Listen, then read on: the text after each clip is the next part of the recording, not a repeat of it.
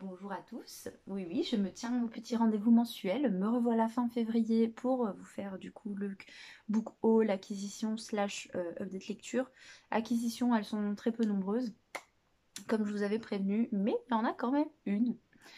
J'en profite rapidement pour faire une parenthèse et souhaiter, j'ai du mal à parler, souhaiter un très joyeux anniversaire à mon meilleur ami Loïc qui a 28 ans aujourd'hui, hein, ce 29 février. T'es plus vieux que moi pour 2 mois maintenant, donc voilà, j'en profite de dire que t'es plus vieux tant que c'est encore le cas.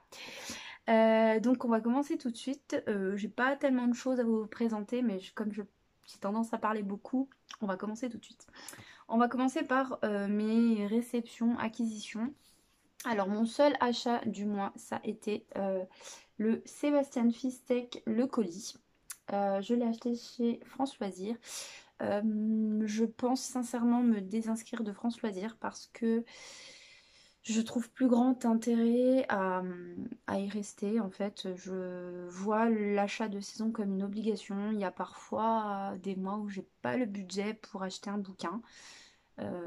Voilà, donc j'ai envie de me sentir libre d'acheter ailleurs et d'acheter ce que je veux surtout et dans le laps de temps que je veux. Donc après, pour certains, un livre tous les 3 mois, c'est pas contraignant, mais moi, il y a des fois, ça tombe mal, c'est tout.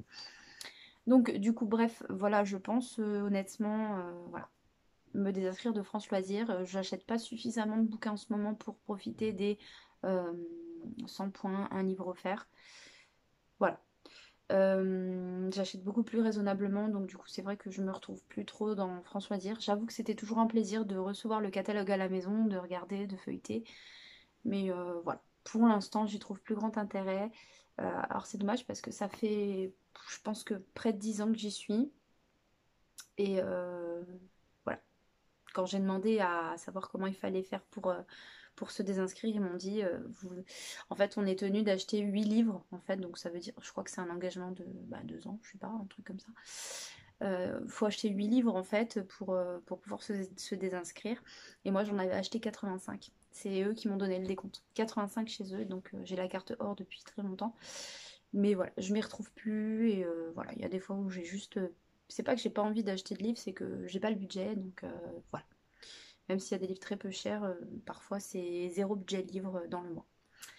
Donc bref, voilà ce que j'ai acheté ce mois-ci. Donc celui-ci me tente énormément. Vous savez que je suis en ce moment beaucoup thriller. Et donc celui-ci, je l'ai vu passer sur la chaîne de mode de Délivrer une fille. Et j'ai vu un autre livre récemment dans ses vidéos. Je suis en train d'écouter ma chérie parce que je crois qu'elle tousse.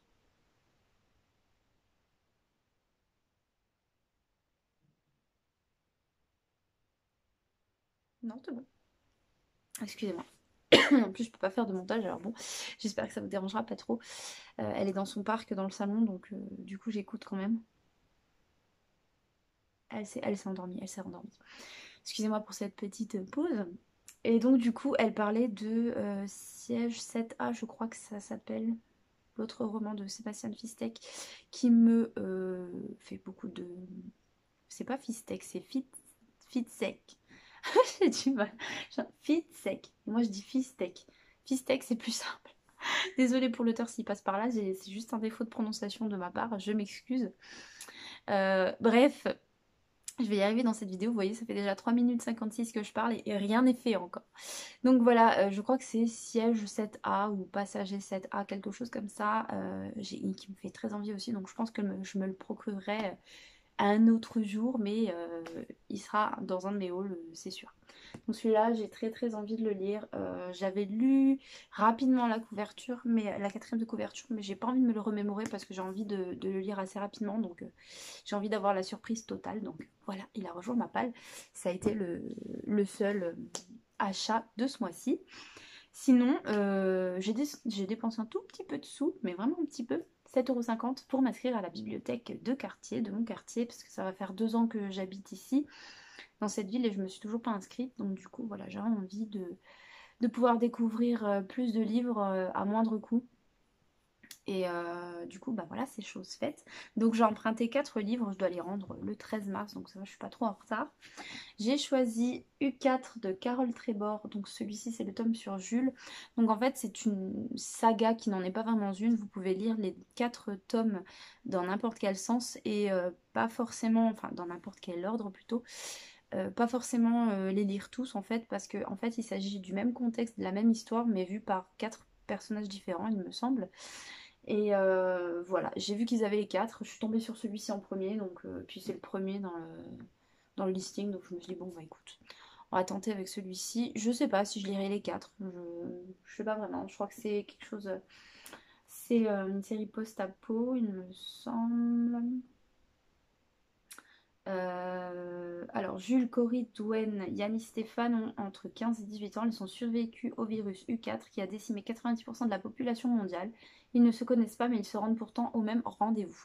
Donc voilà, c'est tout à fait mon style de lecture. J'espère juste qu'on va pas reprendre les mêmes stéréotypes un peu de univers un peu virus, apocalyptique, zombies, ce genre de choses. C'est un peu toujours les mêmes codes. Donc j'espère qu'il y aura quelque chose de novateur là-dedans. Donc j'ai hâte de le découvrir. Il n'est pas encore lu. Ensuite, j'ai emprunté un premier tome d'une trilogie, donc c'est E-Life de Scott Siegler chez Lumen.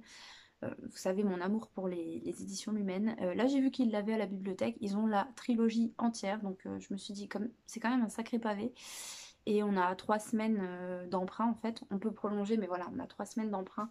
Et j'allais pas prendre clairement la trilogie entière pour empêcher les autres utilisateurs de lire.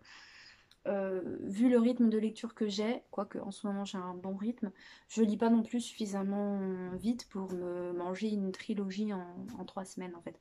Enfin, pas. Même si c'est écrit super aéré, assez gros, etc., et que ça se lit très très vite. Voilà, je préfère ne pas être trop gourmande et aller à mon rythme. Donc, ce sera un des livres qui sera lu courant du mois de mars.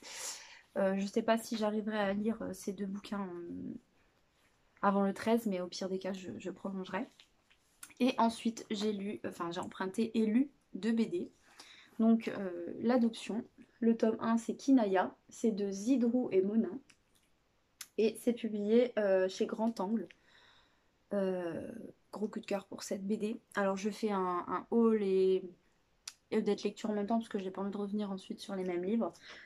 Excusez-moi. Gros coup de cœur pour ce premier tome. Euh, j'ai du mal à trouver les mots tellement je sais pas, il m'a marqué. Alors, il n'est pas tire-larme, enfin, me concernant en tout cas, j'ai pas pleuré, mais par contre, j'ai été profondément touchée. Donc en fait, on suit une famille, donc il y a, je ne me rappelle plus les noms. Oh, je me rappelle plus comment il s'appelle. Il y a un couple de quarantenaires en fait qui n'ont jamais pu avoir d'enfants, qui reviennent avec Kinaya qu'ils ont adopté. Et à côté de ça, on suit, je me rappelle plus son nom. C'est le groupe des GG, mais je sais plus son nom. Il a un nom qui commence par G.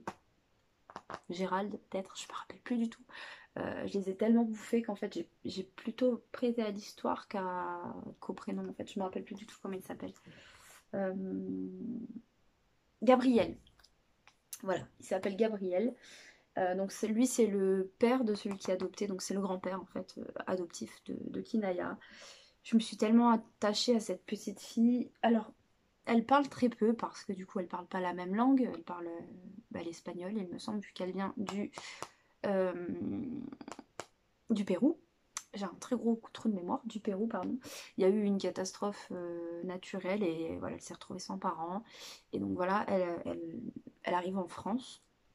Et du coup, ils vont un peu s'apprivoiser. Et j'ai tellement été touchée par son histoire. Euh, Elle parle très peu, mais elle est tellement expressive, je trouve. Et alors, les traits enfin, le coup de crayon, c'est pas ce que j'ai l'habitude d'apprécier en général. Je trouve le trait de crayon assez dur, en fait. Je vois pas ce que je vous montre. C'est assez dur, voilà. Après, j'ai apprécié les couleurs et je trouve que malgré ça, les expressions sont très expressives. J'essaye de trouver une jolie planche que j'avais appréciée. J'ai adoré celle-ci par exemple, là dans la voiture. Elle est tellement expressive cette petite. Et voilà, ils vont apprendre à se connaître. Elle va découvrir un peu l'univers de cette famille française. Avec ses traditions, ses préjugés aussi. Il y a beaucoup, beaucoup de... Comment dire? Il y a beaucoup de phrases qui m'ont marqué parce que c'est des manières de penser qui sont encore très actuelles en fait.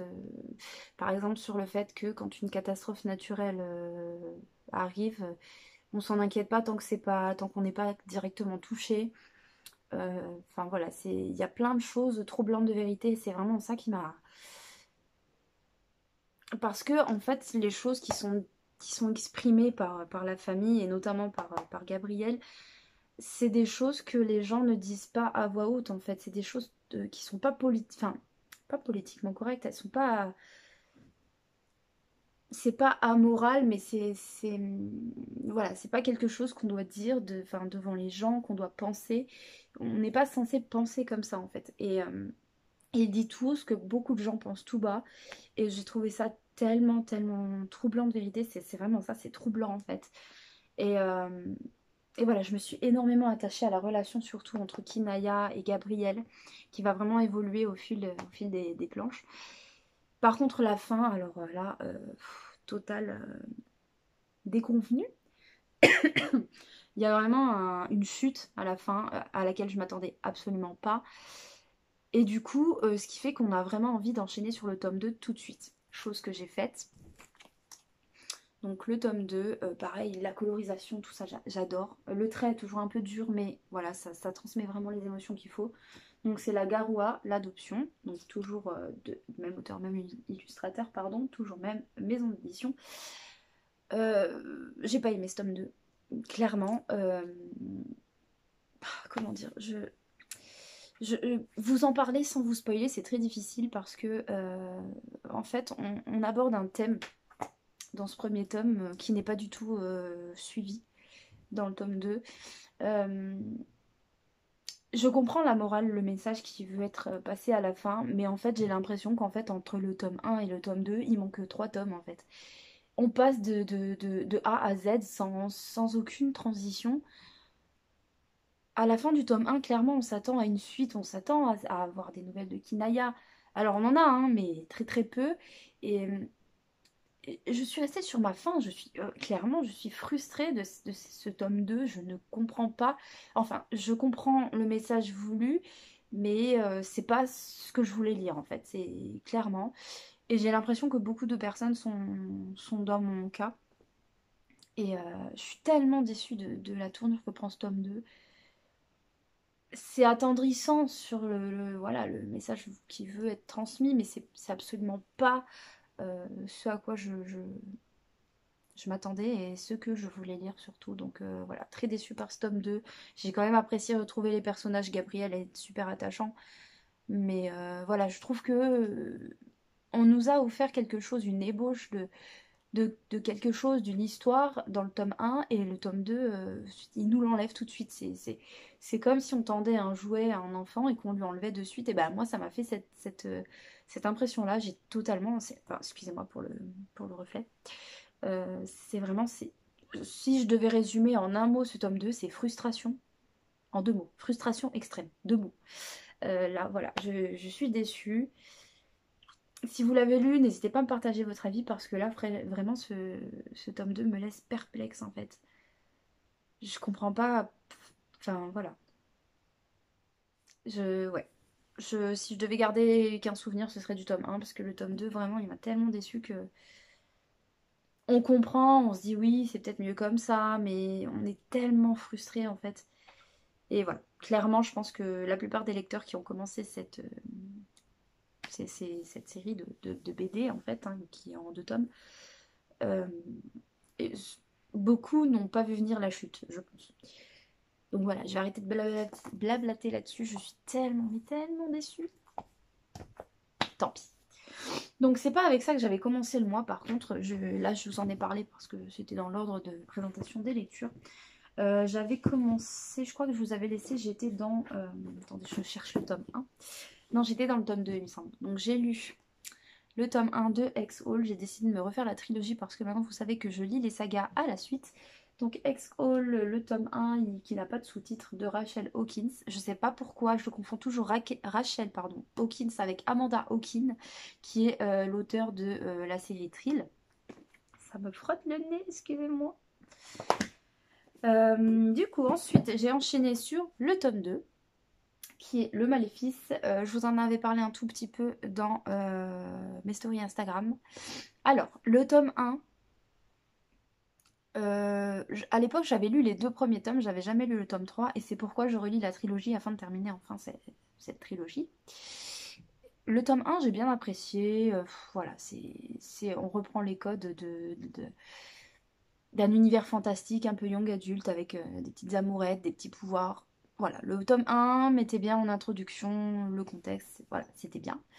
Tome 2, beaucoup de longueur, je trouve, beaucoup de blabla, pas assez clairement de magie à mon sens. L'héroïne est un petit peu... je la trouve un petit peu énervante en fait. Il y a des choses... Enfin, je sais pas, ça me semble pas cohérent en fait.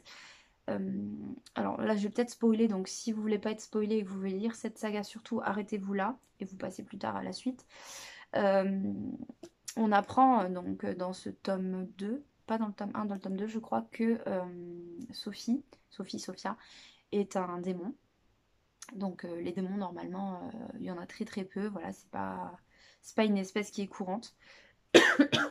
Donc elle est très puissante. Et en fait, je sais pas, je sais pas comment vous dire, il n'y a pas de demi-mesure dans son comportement en fait. C'est soit c'est une bille, soit super, elle arrive à maîtriser ses pouvoirs en 2 secondes. Genre elle a jamais utilisé ses pouvoirs, mais par contre en 2 essais, elle arrive à te sortir, je sais pas moi, une boule de feu.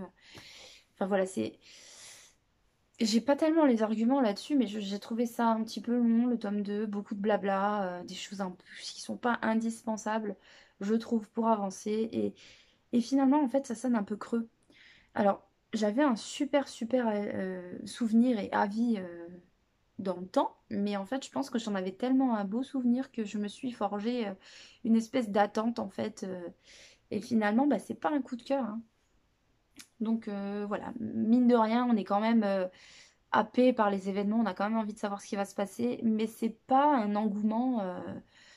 Voilà, alors ça se dévore hein, parce que ça se lit très très vite, c'est écrit très très gros, enfin franchement ça se lit comme à rien. Mais voilà, je vais finir le tome 3 parce que je suis en plein dedans. Mais je sais pas, clairement, je sais pas si je vais conserver cette saga. Parce que finalement, je sais pas comment dire, elle me transporte pas plus que ça en fait. Je lis, je suis dedans, mais j'ai pas d'attachement particulier avec les personnages. Alors j'aime bien un petit peu Cal, j'aime bien un petit peu Archer, mais cette histoire aussi de triangle amoureux, enfin ça, elle fait un peu girouette la fille aussi, ça c'est un truc qui m'exaspère, je déteste. Excusez-moi. Et voilà, c'est une bonne série pour des ados. Je suis peut-être un peu vieille pour cette série-là, je sais pas, ou peut-être trop exigeante. Trop vieille, peut-être pas, parce qu'en fait c'est ce que j'aime lire. Mais peut-être que simplement j'en demande trop en fait, je sais pas. Voilà, ce tome 2, voilà, en demi-teinte, on va dire. Je suis en plein du coup dans la lecture du tome 3, donc c'est Le Sacrifice. Je suis pas loin, hein. Là voilà, j'ai lu ça. Je dirais un tiers à peu près du bouquin. Je suis page, pour vous donner une idée, 87 sur 311. Je crois que Livradis m'a dit, bah, je sais plus les pourcentages. Je vais pas toucher mon ordi parce qu'il a tendance à bugger. Ça fait quelques jours que je l'ai pas repris, donc du coup je me souviens plus exactement à quel moment je me suis arrêtée. Oui, ça y est, c'est bon. Ce tome-là est intéressant. Il y a pas beaucoup d'action pour l'instant, mais on apprend des choses, on a des révélations. Il y a des choses qui sont quand même attendues. Enfin, personnellement, je m'y attendais. Hop, il me perturbe. Je m'y attendais, je suis pas. On le voit venir en fait. Voilà, je suis pas tellement surprise. Mais voilà, c'est un tome 3 qui se lit bien. Je suis désolée pour le reflet, je fais pas super attention. C'est un tome 3 qui se lit bien, mais voilà, encore une fois, je suis pas. je suis pas transportée totalement en fait. Je suis un peu déçue d'être déçue. Je suis déçue d'être déçue. Voilà, j'espère que vous me comprenez. Voilà, je passe quand même un bon moment, hein, mais j'aurais voulu plus en fait. Enfin, cette impression un petit peu de vide, je trouve que ça manque un petit peu de contenance. Euh, Il y a un peu trop de facilité, il y a un peu trop de raccourcis. Voilà, c'est mon avis. À voir ce que donne ce tome 3. Sophie est quand même, parfois, elle me tape sur le système, hein. Je sais pas, je j'ai pas d'attrait particulier pour elle. Donc voilà, on verra ce que donne ce tome 3. Je l'aurai bientôt fini et je pourrai passer la trilogie à Valou, euh, qui veut la lire. Et ensuite, du coup, ben, j'ai prévu de lire, comme je vous avais dit, La Symphonie des Abysses, le tome 1 avec Karine. On l'a découpé en 4. Enfin, je l'ai découpé en 4 et Karine a accepté le découpage. Donc Karine est déjà en avance, elle a déjà lu la partie 1. Moi, je vais m'y atteler demain, parce que là, on est le samedi 29 février, je vais m'y atteler demain. J'allais dire le 30 février. Oui, Amandine. Le 1er mars. Et voilà, je crois que c'est de la page 1 à 114, je crois, de mémoire. Donc ça fait pas non plus 115. Voilà. Ah, elle a perdu sa sucette, je crois. Voilà, ça fait ça, donc ça fait pas énorme non plus. Donc ça se lit très très vite, hein, c'est collection R. Robert Laffont, donc c'est écrit très très gros. Je me fais pas de soucis, je vais pas non plus être bloquée dans ce bouquin. Et du coup, je pourrais te faire un résumé, Valou, pour que tu puisses lire ton tome 2. J'espère apprécier, mais j'avais déjà commencé à le lire il y a quelques années et j'avais pas plus accroché que ça. Alors, moi, je considère, enfin, je fais partie de ces lecteurs qui pensent qu'il y a un moment pour chaque bouquin et si clairement c'est pas le moment, il faut changer quoi. Et c'était le cas notamment avec le tome 2 des Hells que j'ai totalement laissé tomber.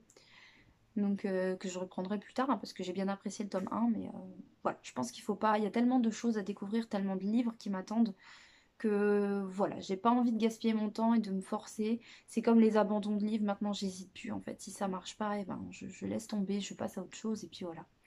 Les livres profiteront à quelqu'un d'autre. Donc bref, trêve de blabla, je vais lire ce tome 1. Voilà, mon programme de lecture ce sera ça. Je compte retourner à la bibliothèque pour essayer d'emprunter de nouvelles BD. Ça, et puis ben, surtout lire ces deux-là avant de devoir les rendre. Donc Exo, je pense le finir peut-être pas ce week-end parce que demain c'est la fête des mamies. Euh, D'ailleurs, c'est la première fête des grands-mères de ma maman. Faut que je lui envoie un message. Voilà, je vais finir X-Haul peut-être fin de semaine, début de semaine prochaine. Et après, je pense que j'enchaînerai sur... J'ai pas envie de commencer par E-Live parce que si je suis frustrée de ne pas avoir le tome 2, je vais être frustrée. Par contre, ça, comme c'est un peu un tome indépendant, peut-être que je vais lire ça, comme ça au moins ce sera fait. C'est un petit peu moins aéré, mais bon, c'est écrit gros quand même. Donc voilà. Voilà, c'est tout pour aujourd'hui. Donc mon petit bilan du mois, donc je vous rappelle pour janvier j'avais lu 2 livres. J'avais lu du coup 694 pages. Et en février j'ai lu 5 livres. Bon, 2 BD, on est d'accord, j'ai triché, mais c'est quand même de la lecture. Et j'ai lu 1199 pages. Donc je suis très contente. Vous le savez peut-être ou peut-être pas, mais je participe tous les mois au challenge de Crouton à moi 1000 pages. Donc un peu, j'en parle pas beaucoup parce qu'en fait je tiens ça dans un carnet et mon carnet date de 2015, donc ça fait 5 ans que j'essaye de m'y tenir. Alors ces 2 dernières années, j'ai eu des hauts et des bas niveau lecture, beaucoup de pas de lecture, beaucoup de passages à vide niveau lecture. Donc il y a beaucoup de mois où j'ai lu très peu. Alors encore une fois, c'est pas une contrainte, c'est une contrainte sans en être une parce qu'en fait je comment dire, je vois pas ça comme un échec quand je réussis pas à lire mes 1000 pages, c'est juste un petit objectif que j'ai envie de me challenger en fait chaque mois et voilà, c'est pas de la contrainte pour moi, c'est juste un petit challenge en fait, comme on aime se poser des challenges sur tous les thèmes inimaginables, bah moi j'aime bien me mettre un quota de pages pour me dire tiens, j'ai bien lu ce week-end, ce mois-ci. Donc voilà, sinon, je sais pas si vous allez me prendre pour une folle, mais j'ai décidé de me faire un petit carnet, parce que vous savez que je suis folle de carnet, pour noter tous les livres que j'aurais empruntés à la bibliothèque et lus, ceux que j'aurais lus, je noterai leur prix et je noterai l'argent économisé. Je sais pas pourquoi j'ai envie de faire ça, mais peut-être vous me trouverez un peu folle de vouloir faire ça et quel est l'intérêt, vous allez me dire, mais en fait, je trouve intéressant de voir le nombre de livres que j'ai pu emprunter à moindre coût en fait, pour 7,50 € en fait. Et bah là, c'est déjà rentabilisé puisque j'ai lu les deux BD qui sont chacune à. Il n'y a pas le prix, donc, mais les BD c'est minimum 10 €, hein, minimum. Donc voilà, j'ai déjà rentabilisé mon abonnement, mais je sais pas, je trouve ça amusant. Donc moi j'aime beaucoup faire des bilans, ce genre de choses. D'ailleurs, j'adore les bilans de Maud, si tu passes par là, j'adore tes bilans de fin d'année où vraiment tu parles tout en chiffres. Et j'admire la façon que tu as de te tenir au décompte en fait pour pouvoir tout décompter à la fin de l'année. Donc j'adore moi les comptes, les décomptes de chiffres. Enfin voilà, les bilans chiffrés de notre année lecture. Voilà, j'ai fini de vous baratiner. Je parle du nez un petit peu parce que j'ai un petit peu le rhume. Je vais aller voir ma pépette comment elle dort à point fermé. Je vous dis à bientôt pour une nouvelle vidéo. Non, pas vidéo, vidéo. Salut!